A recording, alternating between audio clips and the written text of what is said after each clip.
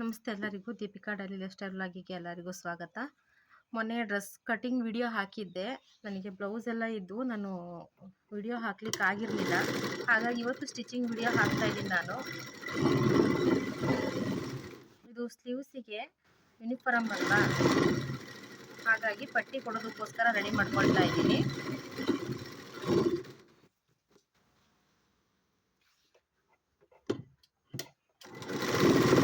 ಒಂದು ಸೈಡ್ ನಾನು ಹಾಗೆ ಮಡಚಿ ಹೊಲಿತಾ ಇದ್ದೀನಿ.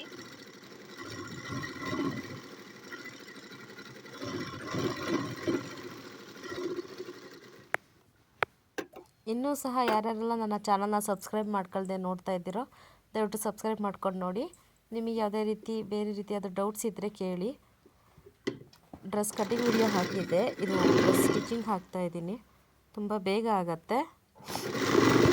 ಇದು ಯೂನಿಫಾರಮ್ಮು ಚಿಕ್ಕ ಮಕ್ಕಳದು, 6ನೇ ತರಗತಿ ಮಗುದಿದು ಯೂನಿಫಾರ್ಮು. ಅದರಲ್ಲೂ ತುಂಬ ಚಿಕ್ಕ ಇದ್ದಾಳೆ ಹುಡುಗಿ. ಇದು ಡ್ರೆಸ್ ಎಲ್ಲ ಆದಮೇಲೆ ನಾನು ಸ್ಟಿಚ್ ಆಗಿರೋದು ಉಡ್ಸಿರೋದು ಕೂಡ ಫೋಟೋ ಹಾಕ್ತೀನಿ. ಮೊದಲೇ ಹೇಳ್ದಂಗೆ ತೋಳಿಗೆ ಯಾವುದೇ ರೀತಿಯ ಶೇಪ್ ಇಲ್ಲ. ಮಗುದಿದು ನಾಳೆ ಅವ್ರು ಬರ್ತಾರೆ ತಗೊಳ್ಳೋಕೆ. ಅವ್ರಿಗೆ ಹಾಕ್ಬಿಟ್ಟೇನೆ ಒಂದು ಪಿಕ್ ಹಾಕ್ತೀನಿ ಹೇಗಾಗಿರುತ್ತೆ ಅಂತ ಹೇಳಿ.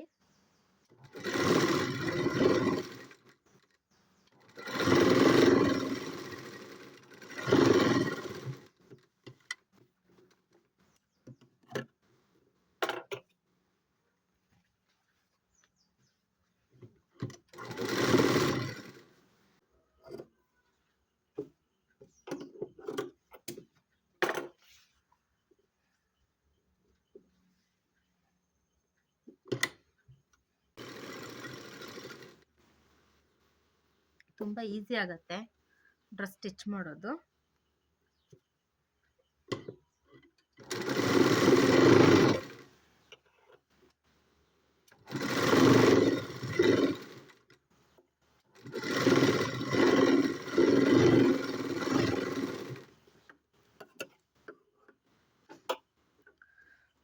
ಈ ಥರ ರೆಡಿ ಮಾಡಿ ಇಟ್ಕೊಂಡಿದ್ದೀನಿ.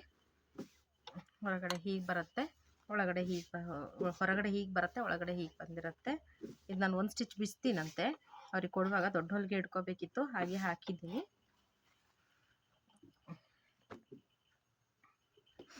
ನೆಕ್ಸ್ಟ್ ಫ್ರಂಟ್ ನಾವು ರೆಡಿ ಮಾಡ್ಕೊಳ್ಳುವಾಗ ಮೇಯ್ನಾಗಿ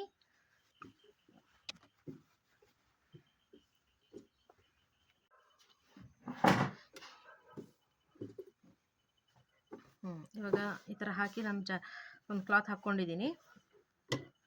ಯೂನಿಫಾರ್ಮ್ ಅಂತ ನಾನು ಡಬಲ್ ಸ್ಟಿಚ್ ಹಾಕ್ತಾಯಿದ್ದೀನಿ. ಅಲ್ಲಿಗೆ ಉಲ್ಟಾ ಹಾಕಿಬಿಟ್ಟು ಅದನ್ನೇ ಮತ್ತು ಬಟ್ಟೆ ಉಲ್ಟಾ ಹಾಕ್ಬಿಟ್ಟು ಇನ್ನೊಂದು ಸ್ಟಿಚ್ ಹಾಕ್ತೀನಿ. ಅದರಲ್ಲಿ ಕರೆಕ್ಟಾಗಿ ಕೂತ್ಕೊಳ್ಳುತ್ತೆ. ದಪ್ಪ ಬಟ್ಟೆ ಆಗೋದ್ರಿಂದ ಬಟ್ಟೆ ಇಟ್ಕೊಳ್ಳೋದಿಲ್ಲ, ನೀಟಾಗಿ ಕೂತ್ಕೊಳ್ಳುತ್ತೆ. ಎರಡನ್ನೂ ಇದೇ ಥರ ರೆಡಿ ಮಾಡ್ಕೊಳ್ತಾ ಇದ್ದೀನಿ ನಾನು, ಫ್ರಂಟು ಹಾಗೆ ಬ್ಯಾಕು ಎರಡು ಕೂಡ. ನೆಕ್ಸ್ಟ್ ಬಟ್ಟೆ ಅದು ಸೆಂಟ್ರಲ್ಲಿ ಏನು ಬಟ್ಟೆ ಇರುತ್ತೆ ಅದನ್ನು ಕಟ್ ಮಾಡಿಕೊಂಡು ಸಣ್ಣಕ್ಕೆ ಕಚ್ಚಿ ಕೊಡಬೇಕಲ್ಲಿ. ಕಚ್ಚಿ ಹಾಕಿದ್ವಿ ಅಂದರೆ ಬಟ್ಟೆ ಉಲ್ಟಾ ಮಾಡೋಕ್ಕೆ ನೀಟಾಗಿ ಬರುತ್ತೆ. ಇಲ್ಲಾಂದರೆ ನಮಗೆ ನರಿಗೆ ಬರುತ್ತೆ ಉಲ್ಟಾ ಮಾಡುವಾಗ. ಸೇಮ್ ಕ್ಲಾತ್ ಆಗಿರೋದ್ರಿಂದ ನಿಮಗೆ ಗೊತ್ತಾಗ್ತಾ ಇಲ್ಲ ಅನಿಸುತ್ತೆ. ಕ್ಯಾಮ್ರಾದಲ್ಲಿ ಹೇಗೆ ಕಾಣಿಸ್ತಾ ಇದೆ ಗೊತ್ತಿಲ್ಲ ಫೋನಲ್ಲಿ.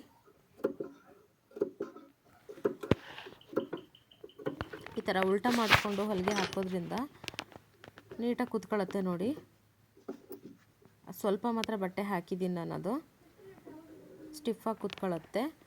ಎಡ್ಜಿಂದ ಒಂದು 1/4 ಇಂಚು ಅಷ್ಟು ಹಿಂದಕ್ಕೆ ನಾವು ಹೊಲಿಗೆ ಹಾಕಿದ್ರೂ ಆಗುತ್ತೆ, ಅಥವಾ ಎಡ್ಜ್ ಮೇಲೇ ಹೊಲಿಗೆ ಹಾಕಿದ್ರೂ ಇನ್ನೂ ಚೆನ್ನಾಗೇ ಕೂತ್ಕೊಳ್ಳುತ್ತೆ. ನಾನು ಸ್ವಲ್ಪ ಬಿಟ್ಟೇನೆ ಹಾಕ್ತಾಯಿದ್ದೀನಿ, ನಿಮಗೆ ತೋರಿಸ್ತೀನಂತೆ. ಫ್ರಂಟಿಗೆ ಬ್ಯಾಕು ಎರಡನ್ನೂ ಇದೇ ಥರನೇ ಹೊಲಿಗೆ ಹಾಕ್ತಾಯಿದ್ದೀನಿ ನಾನು. ಫ್ರಂಟಿಗೂ ಹಾಗೂ ಬ್ಯಾಕಿಗೂ ಕೂಡ 1 ಇಂಚ್ ಡಿಫ್ರೆನ್ಸ್ ಇರುತ್ತೆ. ಶೇಪ್ ಸೇಮೇ ಇದೆ, ರೌಂಡು. ಬಿಗಿನರ್ಸ್ ಎಲ್ಲ ಆದರೆ ಹೇಳಬೇಕಂದ್ರೆ ಬ್ಲೌಸ್ಗಿಂತ ಡ್ರೆಸ್ಸೇ ತುಂಬ ಈಸಿಯಾಗಿ ಸ್ಟಿಚ್ ಕೂಡ ಕಟಿಂಗು ಕೂಡ. ಒಂದು ಸ್ಟಾರ್ಟಿಂಗ್ ನಿಮಗೆ ಒಂದು ಸ್ವಲ್ಪ ವ್ಯತ್ಯಾಸ ಬರ್ಬೋದು, 1 ಅಥವಾ 2 ಹೊಲಿಯುವಾಗ. ಆಮೇಲೆ ಎಲ್ಲ ಈಸಿಯಾಗೆ ಬರ್ತಾ ಹೋಗುತ್ತೆ. ನಾನು ಮೊದಲೇ ಹೇಳ್ದಂಗೆ ನಾನು ಎಲ್ಲೂ ಸಹ ಕಲಿಯೋಕ್ಕೆ ಹೋಗಿಲ್ಲ. ನಾನು ಉಟ್ಕೊಳ್ಳೋ ಬಟ್ಟೆಯನ್ನೇ ಮೊದಲು ಹೊಲಿಯೋದು ಮಾಡಿ, ಆಮೇಲೆ ಸ್ವಲ್ಪ ಅದರಲ್ಲಿ ಏನಾದರೂ ನನಗೆ ವ್ಯತ್ಯಾಸ ಬಂದರೆ ಅದನ್ನು ಸರಿ ಮಾಡ್ಕೊಳ್ತಾ ಬೇರೆ ಬಟ್ಟೆಗಳನ್ನ ಹೊಲಿಯೋಕ್ಕೆ ಸ್ಟಾರ್ಟ್ ಮಾಡಿರೋದು. ನೋಡ್ತಾ ಇರ್ಬೋದು ಹೇಗೆ ಬಂದಿದೆ. ಇಲ್ಲಿ ಫಿಟ್ಟಾಗಿ ಕೂತ್ಕೊಳ್ಳುತ್ತೆ ಕೂಡ. ಮೊಬೈಲಲ್ಲಿ ಹೇಗೆ ಕಾಣುತ್ತೋ ಗೊತ್ತಾಗ್ತಿಲ್ಲ ನನಗೆ. ಇಲ್ಲೊಂದು ಸ್ಟಿಚ್ ಹಾಕ್ಕೊಂಡ್ಬಿಡ್ತೀನಿ.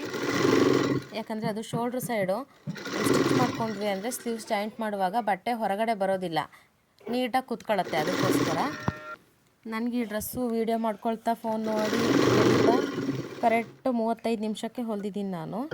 ಫೋನ್ ಇಲ್ಲ ಅಂದಿದ್ರೆ ಒಂದು 25 ನಿಮಿಷ, ಅರ್ಧ ಗಂಟೆ ಒಳಗೆಲ್ಲ ಮುಗಿಸ್ತಾ ಇದ್ದೆ. ನೋಡ್ತಾ ಇರ್ಬೋದು, ಎರಡೂ ಸೈಡ್ ನಾನು ಅದೇ ಥರನೇ ಸ್ಟಿಚ್ ಮಾಡ್ಕೊಳ್ತಾ ಇದ್ದೀನಿ.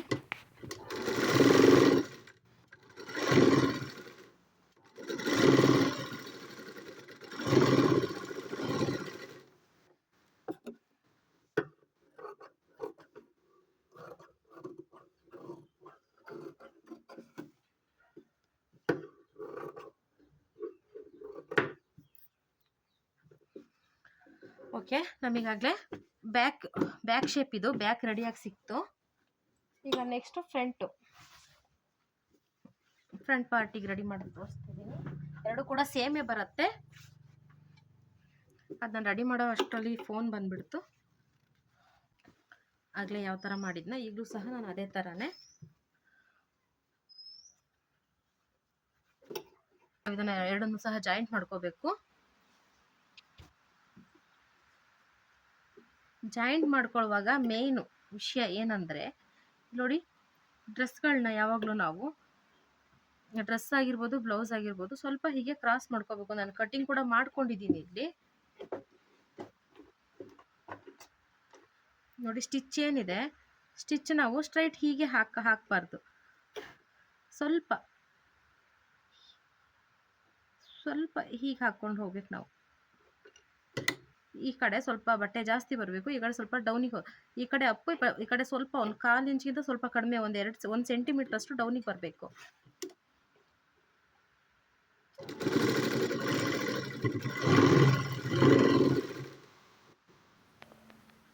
ಆ ಥರ ಮಾಡೋದ್ರಿಂದ ಶೋಲ್ಡ್ರ್ ಡ್ರಾಪ್ ಆಗೋದಿಲ್ಲ. ನಾನು ಇನ್ನೊಂದು ಪೀಸ್ ರೆಡಿ ಮಾಡ್ಕೊಳ್ಳೋ ಅಷ್ಟೊತ್ತಿಗೆ ವಿಡಿಯೋ ತುಂಬ ಲೆಂತ್ ಆಗುತ್ತೆ ಅಂತ ಕಟ್ ಮಾಡಿದ್ದೀನಿ. ಇಲ್ಲೂ ಸಹ ನಾನು ಡಬಲ್ ಸ್ಟಿಚ್ ಹಾಕ್ತಾಯಿದ್ದೀನಿ. ಡಬಲ್ ಸ್ಟಿಚ್ ಹಾಕೋದ್ರಿಂದ ಗಟ್ಟಿಯಾಗಿರುತ್ತೆ ಅಂತ.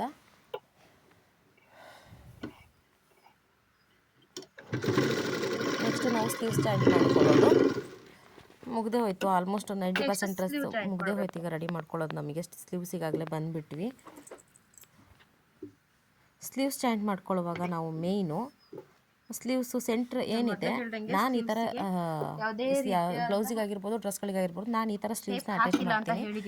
ಕೆಲವರು ಕರೆಕ್ಟ್ ಅಳತೆಗೆ ಕಟ್ ಮಾಡಿಕೊಂಡು ಹಾಗೆ ಸ್ಟ್ರೈಟಾಗಿ ಹಚ್ಚಲಿಕ್ಕೆ ಸ್ಟಾರ್ಟ್ ಮಾಡ್ತಾರೆ. ನೋಡಿ, ಆ ಸೆಂಟ್ರಿಗೊಂದು ಮಾರ್ಕ್ ಮಾಡ್ಕೊಂಡಿರ್ತೀನಿ. ಅದನ್ನು ಆ ಸೆಂಟ್ರ್ ಸ್ಟಿಚ್ ಏನಿದೆ ಅಲ್ಲಿ ಇಟ್ಬಿಟ್ಟು ನಾನು ಸ್ಟಿಚಿಂಗ್ ಮಾಡೋಕ್ಕೆ ಶುರು ಮಾಡ್ತೀನಿ. ಆನಂತರ ಎರಡು ಕೂಡ ಅರ್ಧದಿಂದ ಅರ್ಧದವರೆಗೂ ಫುಲ್ ಡಬಲ್ ಸ್ಟಿಚ್ ಹಾಕ್ಬಿಟ್ಟು ಮುಗಿಸ್ತೀನಿ.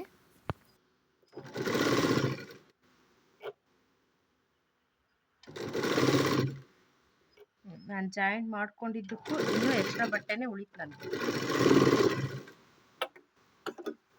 ನೋಡ್ತಾ ಇರ್ಬೋದು.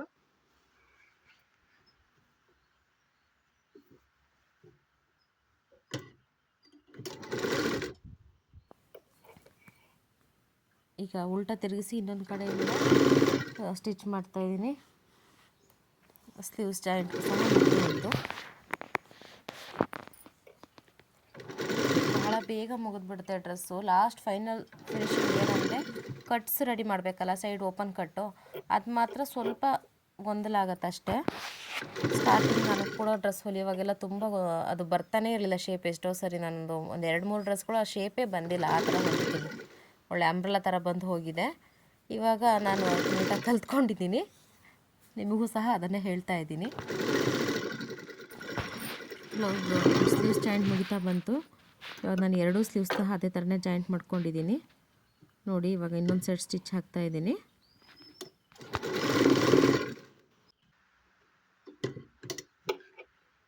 ಮೊದಲೇ ಹೇಳ್ದಂಗೆ ಇದನ್ನು ನಾನು ಮೈಯಲ್ಟೆ ತಗೊಂಡಿದ್ದು ಅಂತ ಹೇಳಿದ್ದೆ.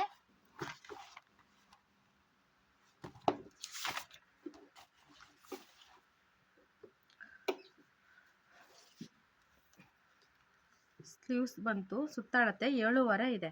7.5 ಅಂದರೆ ನನಗಿಲ್ಲಿ 3.25 ಬರುತ್ತೆ. ಓಕೆನಾ, ಸ್ವಲ್ಪ ಲೂಸೇ ಇರಲಿ ಅಂತ ಹೇಳಿದ್ದಾರೆ ಅವರು. ಹಾಗಾಗಿ ನಾನು 4ಕ್ಕೆ 1 ಪಾಯಿಂಟ್ ಕಡಿಮೆ ಹಿಡ್ಕೊಳ್ತಾ ಇದ್ದೀನಿ.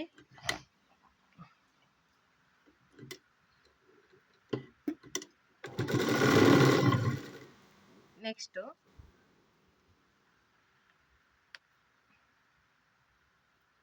ರೌಂಡ್ ಬಂದ್ಬಿಟ್ಟು ರೌಂಡು ಸಹ ಇವಳಿಗೆ ಎಷ್ಟು ಸಪೂರ ಇದ್ದಾಳೆ ಅಂದರೆ 7.5ನೇ ಇದೆ. ನೋಡ್ತಾ ಇರ್ಬೋದು. ಅವ್ರು ಸ್ವಲ್ಪ ಲೂಸೇ ಇರಲಿ, ಅವಳು ಹೇಳ್ದಷ್ಟು ಮಾಡಬೇಡಮ್ಮ ಟೈಟು ಅಂತ ಹೇಳಿದ್ದಾರೆ. ಅದಕ್ಕೋಸ್ಕರ ನಾನಿಲ್ಲಿ 6ಕ್ಕೆ ತಗೊಳ್ತಾ ಇದ್ದೀನಿ.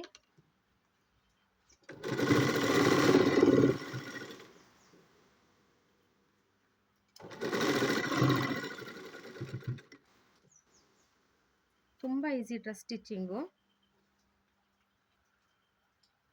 ಲೈನಿಂಗ್ ಅಟ್ಯಾಚ್ ಮಾಡಿ ಹೊಲಿಯೋದಾದರೆ ಸ್ವಲ್ಪ ಇನ್ನೊಂದು 10 ನಿಮಿಷ ಲೇಟ್ ಆಗ್ಬೋದು ಅಷ್ಟೇ.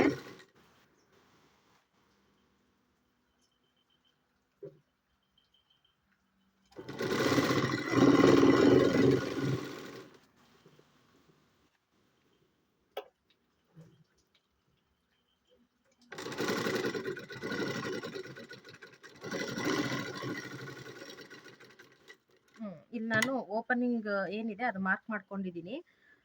ಬ್ಲೌಸ್ಗಳಿಗೆ ಹಾಕ್ದಾಗೆ ಪಕ್ಕ ಹೊಲಿಗೆ ಡ್ರೆಸ್ಗಳಿಗೆ ಆ ಥರ ಹಾಕೋಕೆ ಬರಲ್ಲ. ಆ ಹೊಲಿಗೆ ಎಡ್ಜಿಂದನೇ ಸ್ವಲ್ಪ ಹೀಗೆ ಕ್ರಾಸ್ ತೊಗೊಂಡು ಬರ್ಬೇಕು ನಾವು ಮೇಲಕ್ಕೆ.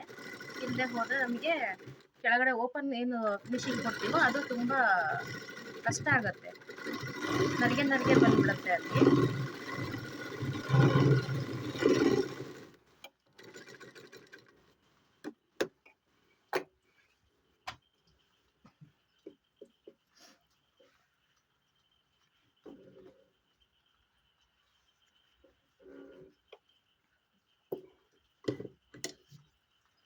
ಇಲ್ಲೂ ಕೂಡ ನಾನು ಅಳತೆ ಮಾಡೇ ಹಾಕ್ತಾ ಇದ್ದೀನಿ.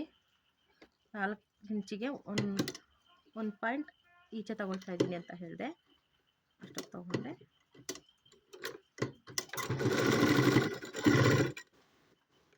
ಹಾಗೆ ಇಲ್ಲಿ 6 ತಗೊಳ್ತಾ ಇದ್ದೀನಿ. ಕಾಣಿಸುತ್ತಾ ಇಲ್ಲ, ಆಗಲೇ ನಾನು ಗಮನಿಸ್ಲಿಲ್ಲ, ಹಾಗಾಗಿ ಇವಾಗ ಕ್ಯಾಮ್ರಾ ಬರುತ್ತೋ ಇಲ್ಲೋ ಅನಿಸ್ತು.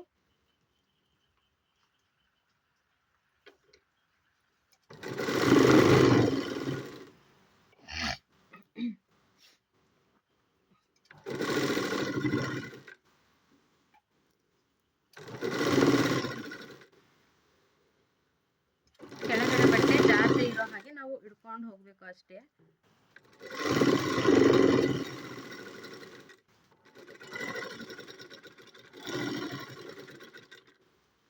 ನಾನು ರಫ್ ಮಾಡಿದೆ. ಇಲ್ಲಿ ಮತ್ತೆ ಆಗಲೇ ಹೇಗೆ ನಾನು ಉಲ್ಟಾ ತಗೊಂಡು ಅದೇ ಥರ ಇನ್ನೊಂದು ತಗೊಳ್ತಾ ಇದ್ದೀನಿ.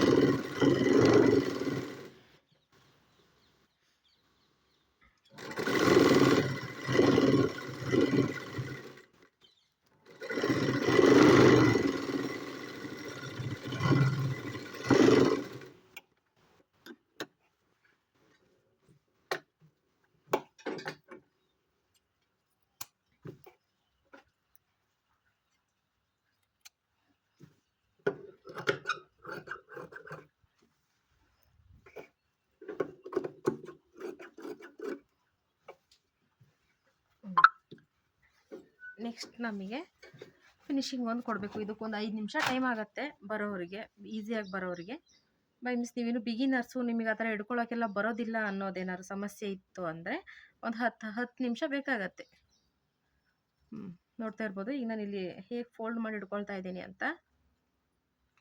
ಓಕೆನಾ, ಇದೇ ಹೀಗೇನೆ ನಾವು ಈ ಕಡೆ ಸೈಡ್ ನಾವು ಫೋಲ್ಡ್ ಮಾಡಿ ಇಟ್ಕೋಬೇಕಾಗತ್ತೆ. ನಿಮಗೆ ತೋರ್ಸೋಕ್ಕೋಸ್ಕರ ನಾನು ಆ ಕಡೆನೇ ಇಟ್ಕೊಂಡೆ. ಹೇಗೆ ಯಾವ ಕಡೆಯಿಂದ ಮೊದಲು ಸ್ಟಿಚ್ ಮಾಡ್ತೀವೋ ಆ ಕಡೆಯಿಂದ ಇಟ್ಕೋಬೇಕು. ಇಷ್ಟು ಬರಬೇಕು ಫೋಲ್ಡಿಂಗಿಗೆ. ಇಲ್ಲಿ ಸ್ಟಿಚ್ ಇರೋದು.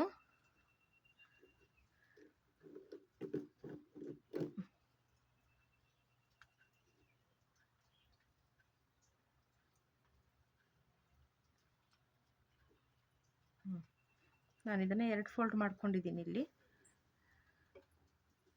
ಓಕೆನಾ, ಇಲ್ಲಿವರೆಗೂ ಹೀಗೆ ನಿಮಗೆ ತೋರಿಸೋದಕ್ಕೋಸ್ಕರ ಈ ಥರ ಮಾಡಿ ಇಟ್ಕೊಂಡಿದ್ದೀನಿ. ಇಲ್ಲಾಂದರೆ ನಾನು ಡೈರೆಕ್ಟಾಗಿ ಹಾಗೆ ಸ್ಟಿಚ್ ಮಾಡ್ಕೊಳ್ತಾನೆ ಹೋಗಿರ್ತಾ ಇದ್ದೆ.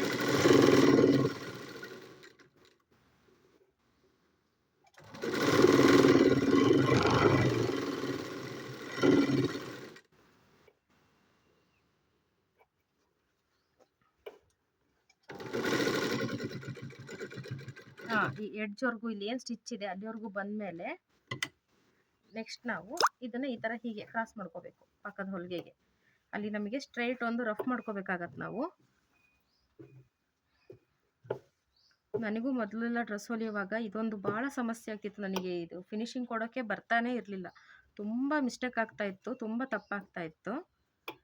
ಈಗ ಹೊಲಿತಾ ಹೊಲಿತಾ ರೂಢಿಯಾಗಿದೆ. ಬಿಗಿನರ್ಸ್ಗೆ ಇದು ಕಷ್ಟ ಅನ್ನಿಸ್ಬೋದು. ನೀವು ವೇಸ್ಟ್ ಕ್ಲಾತ್ ಹಿಡ್ಕೊಂಡು ಒಂದು ಸ್ವಲ್ಪ ಪ್ರಾಕ್ಟೀಸ್ ಮಾಡಿದ್ರಿ ಅಂದರೆ ಅದು ಬಂದುಬಿಡತ್ತೆ. ಲೈನಿಂಗ್ ಕ್ಲಾತ್ ವೇಸ್ಟ್ ಇರುತ್ತಲ್ಲ,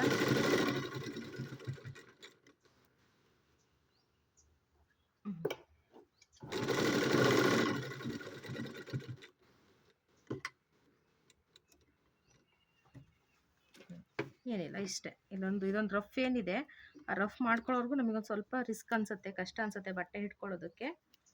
ಆನಂತರ ನಾವು ಈಸಿಯಾಗಿ ಮಾಡ್ಕೊತ ಹೋಗ್ಬಿಡ್ಬೋದು.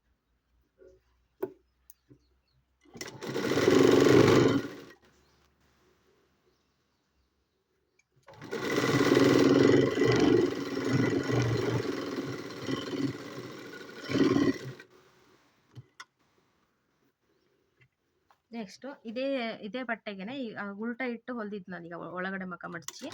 ಇವಾಗ ಈ ಥರ ಒಂದು ಎಡ್ಜಲ್ಲಿ ಒಂದು ಸ್ಟಿಚ್ ಹಾಕೊಬಂದ್ರೆ ಆಯಿತು. ಅಲ್ಲಿಗೆ ಡಬಲ್ ಸ್ಟಿಚ್ಚು ಬರುತ್ತೆ, ಫಿನಿಶಿಂಗ್ ಸಹ ಆಗುತ್ತೆ.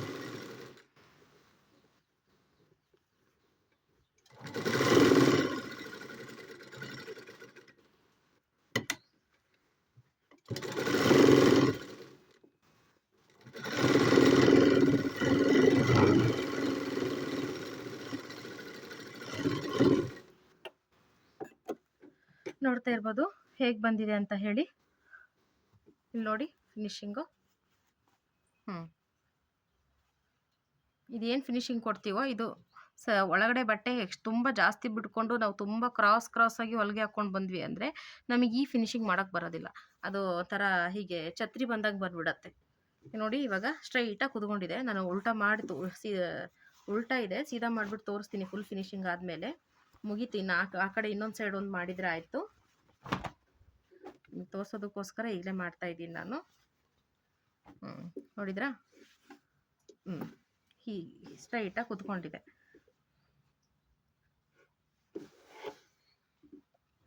ಈ ಕಡೆ ಅದೊಂದು ಫಿನಿಶಿಂಗ್ ಮಾಡಿಬಿಡ್ತೀನಿ.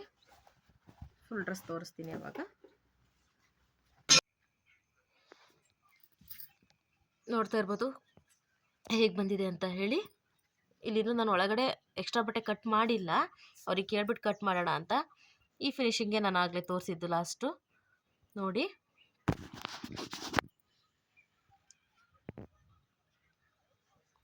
ಇದು ಕ್ಲಾತ್ ಚೆಕ್ಸ್ ಇರೋದ್ರಿಂದ ಅಷ್ಟು ಗೊತ್ತಾಗಲ್ಲ ಅನಿಸುತ್ತೆ ಸ್ಟಿಚಿಂಗ್ ಎಲ್ಲ. ನೋಡಿ ಮಗು ಉಟ್ಕೊಂಡ್ಮೇಲೆ ನಾನು ಒಂದು ವಿಡಿಯೋ ಹಾಕ್ತೀನಿ ನಿಮಗೆ. ಇನ್ನೇನು ಬರ್ತೀವಿ ಹೇಳಿದ್ದಾರೆ. ನೋಡ್ತಾ ಇರ್ಬೋದು ಹೇಗೆ ಬಂದಿದೆ ಅಂತೇಳಿ. ಇದು ಫ್ರಂಟು. ನೋಡಿ ಹೀಗೆ ಬಂದಿದೆ ಫಿನಿಶಿಂಗು. ಅರ್ಧ ಗಂಟೆ ಒಳಗೆಲ್ಲ ಮುಗಿದೋಯ್ತು ನನ್ನ ಡ್ರೆಸ್ ಸ್ಟಿಚಿಂಗು. ಇನ್ನೂ ಯಾರ್ಯಾರು ನನ್ನ ಚಾನಲ್ನ ಸಬ್ಸ್ಕ್ರೈಬ್ ಮಾಡ್ಕೊಳ್ದೆ ನೋಡ್ತಾ ಇದ್ದೀರಾ ದಯವಿಟ್ಟು ಸಬ್ಸ್ಕ್ರೈಬ್ ಮಾಡ್ಕೊಳ್ಳಿ. ಎನಿ ಡೌಟ್ಸ್ ಇದ್ದರೆ ಕಾಮೆಂಟ್ ಹಾಕಿ. Thank you for watching my channel.